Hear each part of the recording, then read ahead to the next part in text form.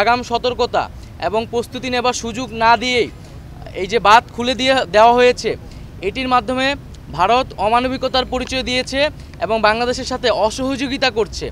আমরা আহ্বান করব, আমরা আশা করব যে দ্রুত সময়ের মধ্যে ভারত বাংলাদেশের জনগণ বিরোধী এ ধরনের নীতি থেকে সরে আসবে। দুর্যোগপূর্ণ এবং সংকটকালীন মুহূর্তে সব পক্ষের প্রতি আহ্বান থাকবে এই ধৈর্য ধরে আমাদের অপেক্ষা করার, এবং আমরা সবারই দাবি শুনব। দেশের সকলকে আহ্বান জানাচ্ছি যে দেশে যে বন্যা পরিস্থিতি, সেই পরিস্থিতি মোকাবেলায় আমাদেরকে ঐক্যবদ্ধভাবে কাজ করতে হবে। গণ অভ্যুত্থানে যেভাবে জাতি ঐক্যবদ্ধ হয়েছিল, আমরা একইভাবে দেশের সকল সামাজিক রাজনৈতিক শক্তি এবং রাষ্ট্রীয় শক্তির প্রতি আহ্বান জানিয়েছি, নির্দেশনা দিয়েছি, যাতে আমরা একত্রে এই বন্যা পরিস্থিতিকে মোকাবেলা করতে পারি এবং বাংলাদেশের মানুষকে রক্ষা করতে পারি। সেই জায়গা থেকে কিন্তু আমরা সরকারি বেসরকারি সকল প্রতিষ্ঠানের কাছে নির্দেশনা দিয়েছি এগিয়ে আসার জন্য। তিন বাহিনীর প্রধানের সাথেও আমরা আলোচনা হচ্ছে যে কীভাবে আরও দক্ষতার সাথে আমরা মানুষদেরকে উদ্ধার করতে পারি, এবং সকলের কাছে সরকারের পক্ষ থেকে সেই আহ্বানটি থাকবে যাতে আমরা একত্রে কাজ করতে পারি। ব্যবসায়ীদের প্রতি বিশেষ আহ্বান থাকবে যাতে তারা এখানে মানবিক দৃষ্টিকোণ থেকে এগিয়ে আসে এবং সরকারকে সহযোগিতা করে।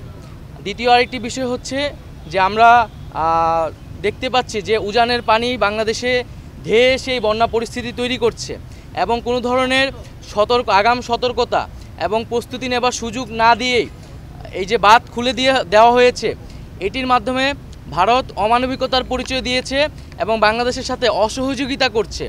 আমরা আহ্বান করব, আমরা আশা করব যে দ্রুত সময়ের মধ্যে ভারত বাংলাদেশের জনগণ বিরোধী এ ধরনের নীতি থেকে সরে আসবে, এবং আমরা কিভাবে একত্রে বাংলাদেশের জনগণ এবং ভারতের জনগণকে এ ধরনের প্রাকৃতিক দুর্যোগ থেকে রক্ষা করতে পারি, সেই বিষয়ে সুষ্ঠু সমাধানের পথ বের করতে হবে।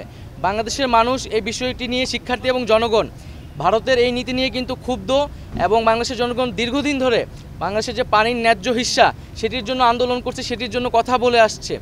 তো আমরা আশা করব যে ভারত বাংলাদেশের সম্পর্কের ভিতরে কোনো টানাপোড়েন যাতে না রাখা হয়, এবং একটা ন্যায্যতার ভিত্তিতে যাতে ভারত বাংলাদেশের রাষ্ট্রীয় সম্পর্ক প্রতিস্থাপন করা হয়। জাতীয়ভাবে একটি দুর্যোগপূর্ণ পরিস্থিতির মধ্য দিয়ে যাচ্ছি। আপনারা জানেন এই সরকার মাত্র 15 দিন হলো দায়িত্ব গ্রহণ করেছে। বাংলাদেশের মানুষ দীর্ঘ সময় ধরে তাদের বিভিন্ন দাবি এবং তাদের যৌক্তিক বিভিন্ন দাবি উত্থাপন করার সুযোগ পাচ্ছিল না। বিগত সরকারের আমলে তারা সেই দাবিগুলো উত্থাপন করছে।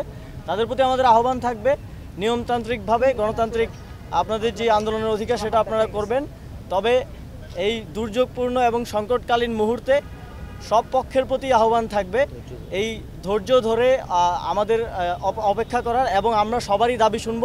তবে দেশের সার্বিক পরিস্থিতি স্বাভাবিক হলে আমরা একটি আমাদের রেজওয়ানা হাসান আপা বললেন যে আমাদের একটি কমিটি হবে, স্বরাষ্ট্রমন্ত্রী উপদেষ্টা আজ কথা বলবেন, এবং একটি সুষ্ঠু উপায়ে যাতে আমরা তাদের কাছে পৌঁছাতে পারি, তাদের দাবিগুলো শুনতে পারি এবং সমাধান করতে পারি, সেদিকে যাওয়া হচ্ছে।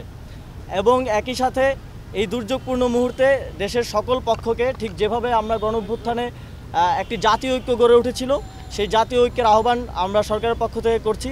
সকল পক্ষকে এগিয়ে আসতে হবে এবং এই দুর্যোগপূর্ণ পরিস্থিতি মোকাবেলায় আমাদেরকে একসাথে কাজ করতে হবে।